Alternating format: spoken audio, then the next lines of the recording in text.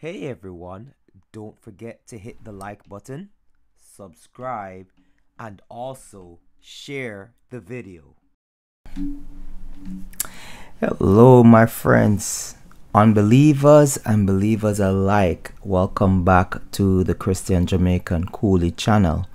And today's topic, I want to talk about something very, very serious.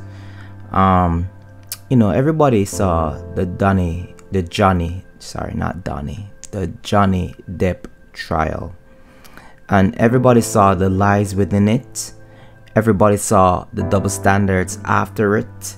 Everybody is now, kind of waking up to what we as men, face in relationships where it comes to physical abuse. And I really think this needs to come out more into the open, where people can really see that there is more than an equal amount of women physically harming men in relationships with absolute impunity and no regards for consequences that may happen to them. And a lot of men who have felt shame and even less human than. And I've spoken about this before because I have been in relationships that have done this to me. And I think I want to go back and I want to redo these videos. I want to redo it because I think it's very important that we start to talk about these things. And I hope that, I can get more famous YouTubers talking about this topic, because I think the more we start talking about these topics is the more men are going to start standing up to the double standard of society, and the more we as men need to start going to our politicians and telling them that they need to change the laws and make sure that the laws is equal under the sun as they claim it is for both men and women. I want to start my story. And this is I want this to be a 3-part series. I'm going to make this a 3-part series. Right? This is going to be part 1. I'm going to start way back when it all started for me. You understand? And this all started with my mother. Now, this is not to disrespect my mother. This is not hatred towards my mother, because my mother and I, believe it or not, we have a great relationship right now. But back then, we didn't have a good relationship. And I suffered heavily under the hand of my mother. My brother and I suffered heavily under the hand of our mother. And I think it's a very important topic to talk about, because nobody talks about these things. Nobody put these things under a microscope or under a magnifying glass to see what really is going on in these families. We're all grown up to believe that the mother is always some kind of angel, some kind of can do no wrong, and that whenever something goes wrong, it must have been you, and that the mother or the woman has no accountability for what she does wrong, because the blame must always be placed on someone else, because someone else must have always done something to get that reaction from the woman. Now, though that may be true in some aspects of life as well, I don't believe that everybody shouldn't be held accountable, or shouldn't be held to a standard that everybody has to have some sort of accountability of consequence for what they are doing, right or wrong. Now, I want to talk about my childhood growing up with my mother.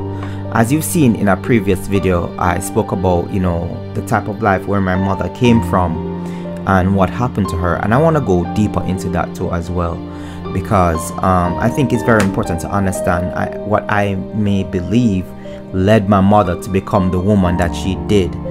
My mother came from a home where she was basically an aristocrat, and her great-grandmother was a Jew. Her great-grandmother that passed away was a Jew. which means that I'm of a Jewish heritage as well. She had a Asian baby with an Asian man.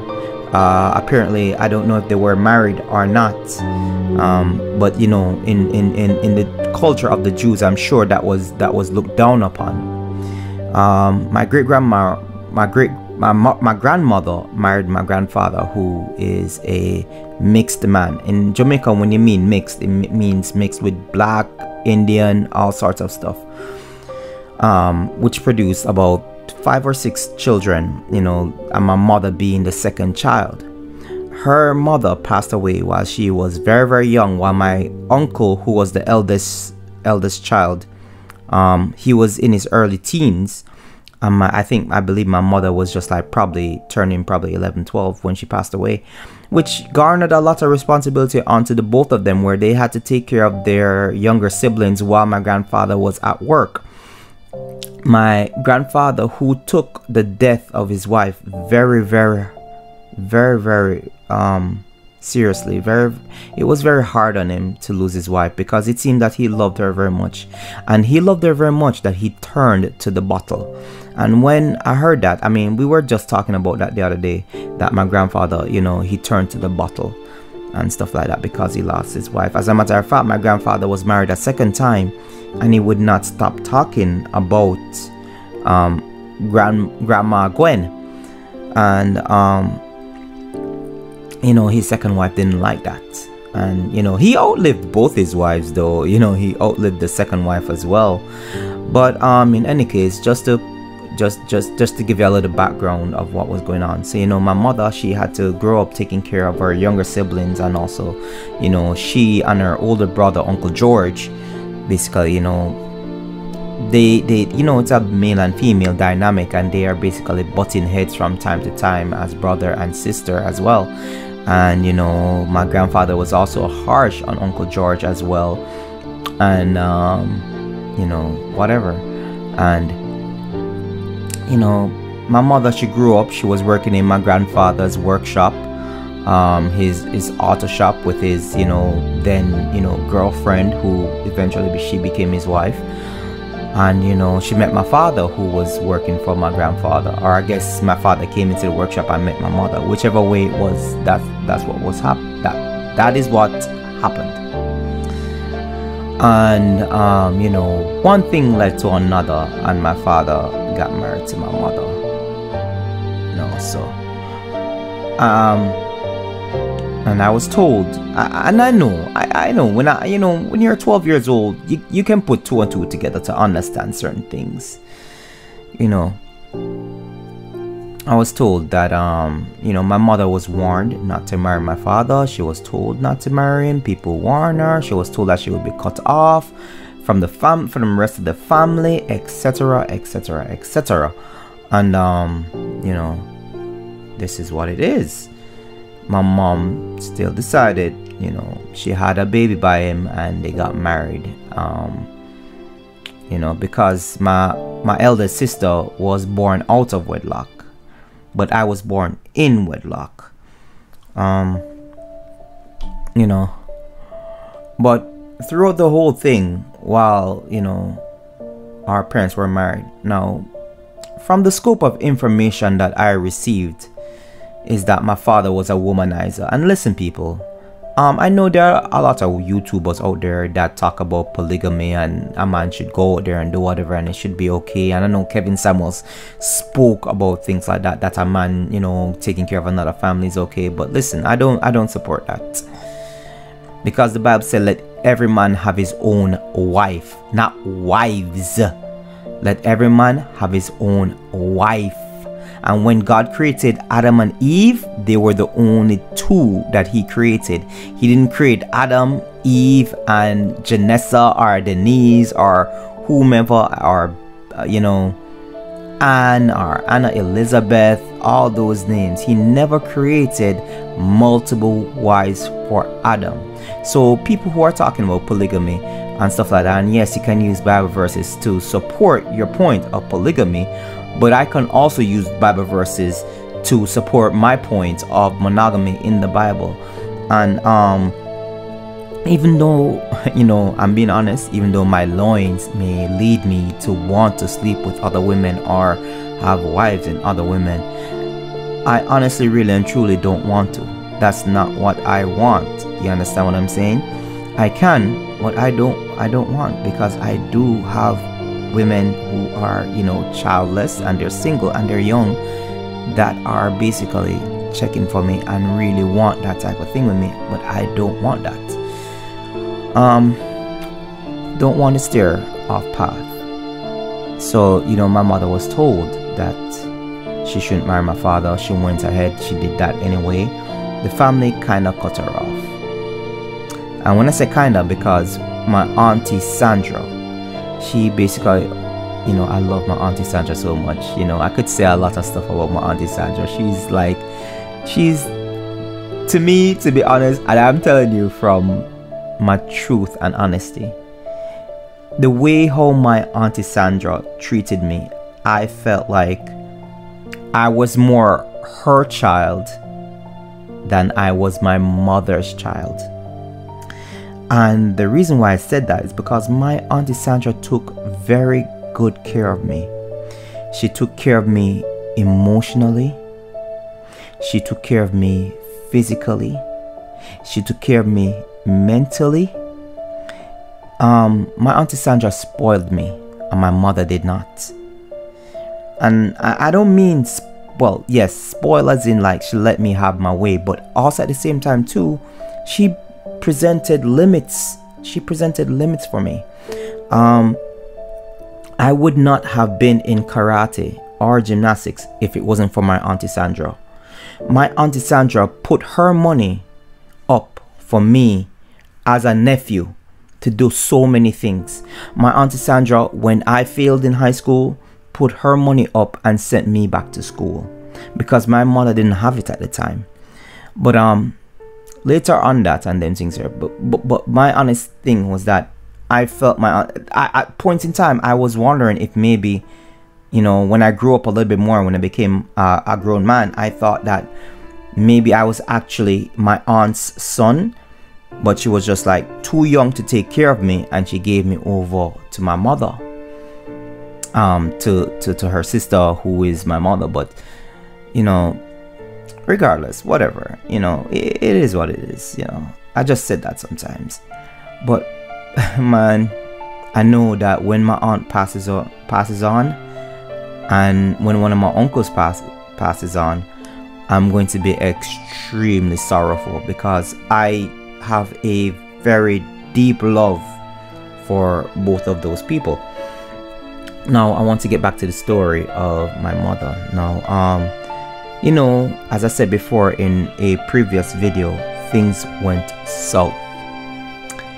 I came in for my mother crying one day, and she was expressing and telling me the story of what was happening between her and my father, in terms of my father basically sleeping with the maids and having babies with them, and he has a family outside of our family.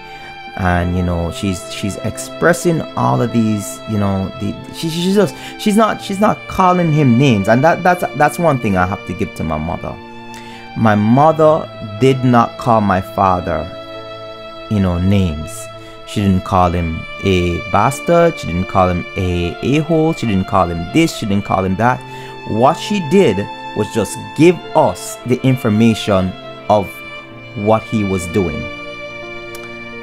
And my father is not without blame.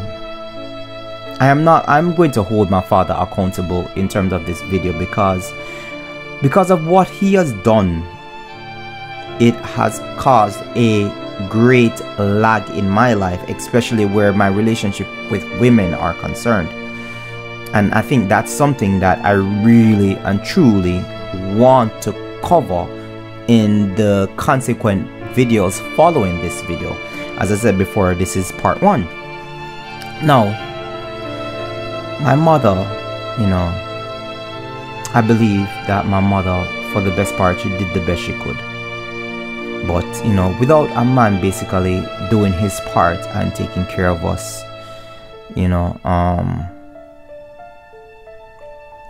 there wasn't much she could do. She got frustrated. She, you know, we didn't have much money. Her, whatever it is, whatever money that she had saved up was blown. We basically started to live in poverty. And I'm going to talk about like what poverty was like for me. I worked constantly since the age of 11, and I felt like my childhood was robbed. I felt like my childhood was taken away from me as a young man. I didn't like it. My father would drag us down to his workshop to work on cars all summer. We couldn't play with our friends. Yes, we had money. Yes, we knew how to budget, how to use money and things like that. And we learned the value of working and gaining pay from working, but it wasn't something that we wanted. And I'm being honest, even though I love fixing my car and love the fact of the satisfaction I get from fixing my own problems with my car, I still say that I can't bring myself to go and work in an auto shop because of what my father basically did not give me the opportunity to love that. You understand? I love the skill, but my father did not give me the opportunity to grow into love for that skill, to like basically want to do that for the rest of my life. And I do believe that children need life skills. They need life skills to basically teach them how to fix their problems without, you know, without throwing money at it. You understand? Putting down money aside and fixing your own problems. I think that's a life skill, especially for men. You understand? That's something that you will be useful for, whether it is to a woman or even to your friends. You understand? So because I fixed my friend's car. I used to fix my friend's car all the time. I was like, yo, I'll change the brakes for you, Bridget. You know, I'll change your oil for you, my youth. I'll take off your alternator for you and fix that. I'll take off your starter for you and fix that. Don't even worry about that, my youth. I'll fix that for you, Bridget. You see me? And I'll fix them car for them. I wouldn't charge them because what? It's my friends. You understand? It's my friends. I don't charge them. You understand? It's a good life skill to have. You understand? Trade skills are very good skills to have. And I'm not going to get up and lie about that. Trade skills are good skills to have. As a matter of fact, one of the main things that I realized that my wife or previous girlfriends have loved about me and were really and truly attracted to was the fact that I was a basic handyman. Even though I know that I was good with money, you know, they loved the fact that I was a handyman, and you know, it generally turned them on a lot. It did. I would be fixing one of my girlfriend's car, and she would come and she would start like grabbing onto my pants. I'd be like, yo, I'm kind of fixing your car right now. You want to kind of wait until all of this is done to get something started? You know what I mean? So anyway, back to the story. I'm getting sidetracked a lot, but you know, back to the story. So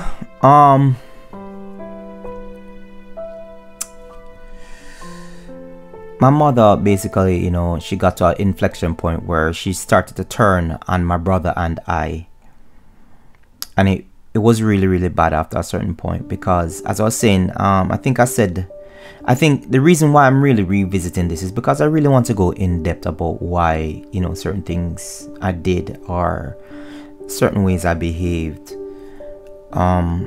It came to a point in my life where my only escape was church. My only escape were my friends outside of the house. And this is why some men, they actually turn to crime. This is why some men, they turn to the streets, because when you have a father who basically abandoned you to a woman who doesn't know how to, you know, foster male energy or treat men right, then she's going to turn on that energy, because she's going to hate it, because not only does she not understand male energy, you resemble the man that hurt her. You know, and like I said before, I have a lot of love for my mother, but this truth needs to be told. I'm not being silent about this anymore. My mother did not treat me well. And, you know, if it wasn't from even my aunt Sandra, I think I would have taken my life a long, long time ago. you know. And I already made a video about suicide is not to be played with, but you know, one of the main reasons is that I didn't have a good relationship with my mother. And one of the reasons I even survived suicide is because my father, basically, he realized what was going on and he stepped in. He stepped in. Rough as he was, I felt better with my father taking the helm than my mother trying to help me. My mother was more like a stumbling block to me than my father was. You know, it's no disrespect to her, no disrespect, because she was sad too. She was hurt by the fact that I tried to commit suicide. She was hurt by the fact that she could not live to see her son like that. You know, but my Aunt Sandra and my father were much better at helping me out than my own mother. My mother, I believe, she just didn't have that strong of a love for me, you know. So anyway, my mom basically she turned on my brother and my sisters became extremely abusive. And right now, my sisters and I, we have our wonderful relationship, and we still talk about these problems, about how we were not unified. You understand? Because of what our father did to us, we weren't unified in the household. And you know, it became one of my sisters, my older sister, she became a feminist. She hated men. She hated my father. And so whenever, you know, my younger sister, she would do stuff to us physically, like hit us physically, and we would try to defend ourselves. Because let me tell you something, people, this whole thing of being a gentleman, I don't believe in that. I am a human being. You are a human being. I've never believed in this thing, even back then. Oh, you know, the gentleman don't hit a woman and stuff like that. A woman doesn't hit a man either. A woman is not supposed to hit a man. She doesn't have any more right to put her hands on you than you have rights to put your hands on her. She's not supposed to. Nobody has the right to put their hands on you. No, and I'm gonna say it again. Nobody has ever had the rights to put their hands on you. It doesn't matter what gender they are. Oh, but she's a woman. It does not matter. She's not more important than I am. She's a human being. I'm a human being. She has to drink water and breathe air to survive. I have to drink water and breathe air to survive. If you cut her skin, there's going to be blood. If you cut my skin, there's going to be blood. She is not more important than I am. And that's how I've also treated women in my life. That they are not more important than I am. You understand? When you do stuff like that, God will tear people down. It's called idolatry. You don't do that. You don't treat people above what they actually are, which is human beings that are going to make mistakes, that are probably messed up people, you understand, doing messed up things. So it got to a point where, you know, we were fighting every day, and my mom was trying to kick us out of the house at the age of 17, unprepared, no money saved up, nothing like that. My mom was trying to kick me out of the house at the age of 17. You know, and to this day, my parents are still married. My father used to, you know, cause he now had a second family, he would come around on, like, my father basically had, like, say, Monday, Tuesday, Wednesday, or Monday, Tuesday, Wednesday, Thursday for us. Friday and the weekends was for the family, for the other family. So Monday, Tuesday, Wednesday, Thursday, my father was coming around. Friday, he went to the other family and lived there and stayed there for the weekend. Now he's just staying there anyway. So, you know, man, I mean, he's like 60 odd years old, so it doesn't really matter anyway. So, my mom became extremely abusive. My sister became extremely abusive. Like, listen, I cannot speak for my brother, but I'm going to speak for myself. I endured a lot of abuse, verbal, physical. My mentality was messed up against women because of my mother. My mentality was messed up against women because of my mother. And there were times where it was restored because of my auntie Sandra. And the reason why I said it was restored is because of the gentleness and the submissiveness of my aunt to listening to me. You understand? And her understanding my needs as a man. One day, my aunt looked at me when I was going through a breakup, and she said, "You know what, Kermani? Let me tell you something that women like. Women like a man who acts like a man." I looked at her, puzzled. I don't know what acting like a man is. I thought I was acting like a man. I thought. And my aunt said, "When you talk to a girl, if you say that you're going to do something and she doesn't want to do it, put your foot down. Put your foot down. Let her go her own way." And still to this day, that advice is still being taken and it is being used even on my wife. Whereas if I make up my mind to do something, you either have to be with that or you're going to go your own way, because I'm still going to do that. Do you understand what I'm saying? So, you know, there's a lot of abuse going on in the house and stuff, and my only escape was church, my friends, video games, things like that. I used to save up my money just to buy video games and stuff, and which I think is not really, well, it was good for me at that time as a young man, but as a grown man, you know, you're supposed to be budgeting to basically buy a house and things like that, which is a most difficult thing in our society today anyway. It got to a point where whenever my brother and I defended ourselves, to get us to stop defending ourselves physically, my mother would say, "Oh, you're just like your father. You're just a womanizer. You're an abuser. You're going to abuse your sisters. You're going to abuse your wife when you get one." And then we would stop. Why? Because really and truly, to us as well, not because of just of what our mother told us, but we saw for ourselves. Our father was a messed up person. You know, the man beat our mother. You understand? The man beat. Listen, discipline. Yes, we got our discipline, and I take my discipline and stuff like that. I was talking to my best friend about this last night. I take my disciplines, man. It was very, very funny. Sometimes I made joke about my discipline right before I was about to get it. You know, I was coming home one time and my father was waiting for me because I don't remember what I did, but I know I did something bad. And you know, my friends was like, "Oh, your father waiting for you." And they were, you know, my like people in my neighborhood little kids in my neighborhood used to pack up by the gate just to hear us get beaten. And I think kids are messed up in that way, but they're kids. You know, and they used to tease us like days after, and we used to make fun about it too. So, you know, okay, I used to, you know, I used to make fun of it. I used to be like, "Well, I wonder which belt he's gonna use, the leather, the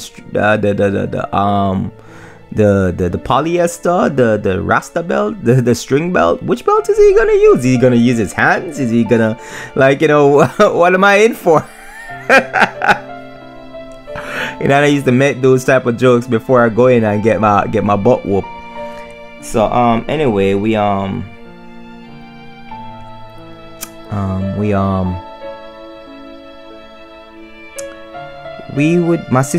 my younger sister was very abusive. She was a very abusive person, and when I mean very abusive, where she would physically hit us and pick up knives and everything like that whenever we had a problem with her. Whenever she did something and it got into an argument, she would pick up knives. That was her main thing, man, to pick up the kitchen knife or to pick up the chopping knife and things like that. And I had a huge problem with that. And my brother and I would be like, we have to defend ourselves. And the minute we raised our fists to say, "We're not gonna allow you to stab us and to cut us up with that knife," my mother and our older sister would say that we're abusive just like our father, and we're going to abuse women and blah blah blah blah blah. And so this would pacify us. This would pacify us and stop us from you know, protecting ourselves. You know, it would make us realize that, yeah, she said you can't hit women and stuff like that, but it would make me feel that I'm less than human if I can't even defend myself against somebody who is going to come to me with a knife.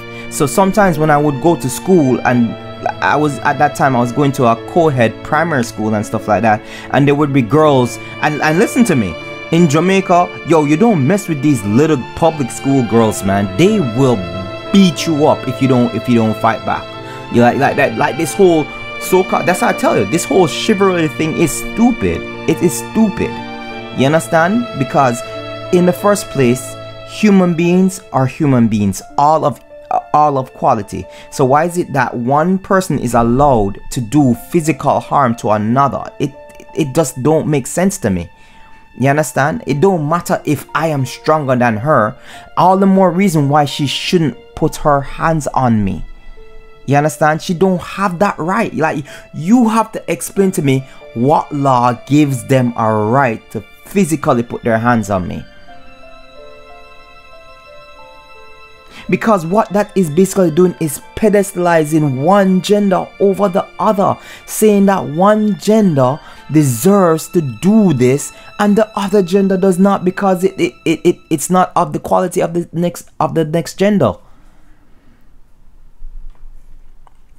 So to close out on part one, you know, so many things happen. Like, my mother physically abused me. My mother used to choke me. I distinctly remember being choked and me blacking out, and my mother telling me how worthless I was, and I'm not gonna be anything. I'm just like my father. I'm not gonna be anything in life. Listen, my sisters tell me about how she's never done that, but you don't experience what I experienced because you were not given the same treatment that I was given. Now, as I said before, I cannot speak for my brother. I can only speak for myself, right? And I'm talking up about it. I want to talk about it. I think it's a very important topic that we talk about what happens to boys when their fathers abandon them with these women. And I'm talking about it. I'm 38 years old and I'm scarred with these memories and my predisposition of women. All right, so this is part one. Stay tuned for part two. Part two is gonna be by Saturday. I hope you guys like this video. Peace. This is Christian Jamaican Coolie. I'm out.